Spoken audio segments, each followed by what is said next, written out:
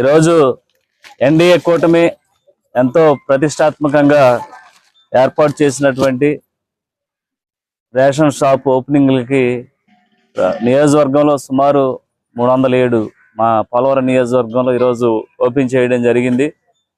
దీనికి సంబంధించి గత ప్రభుత్వాల్లో కొన్ని వేల కోట్ల రూపాయలు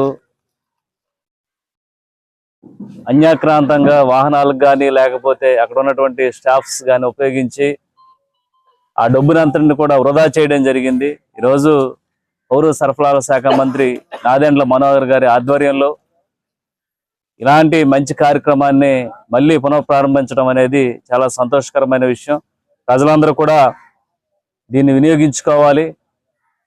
ఇక్కడ రేషన్ సంబంధించి రైసు, అలాగే కందిపప్పు, షుగరు, అలాగే గతంలో ఏదైతే టీడీపీ హయాంలో ప్రభుత్వంలో ఇచ్చినటువంటి రేషన్ షాప్ సంబంధించి అన్నీ కూడా ఈరోజు ప్రజలందరికీ కూడా అందుబాటులో ఉంచే విధంగా ఈరోజు ఎన్డీఏ కూటమి తీసుకురావడం జరిగింది. రేషన్ షాప్స్ని ప్రతి ఒక్కరు కూడా వీటిని ఉపయోగించుకోవాలి.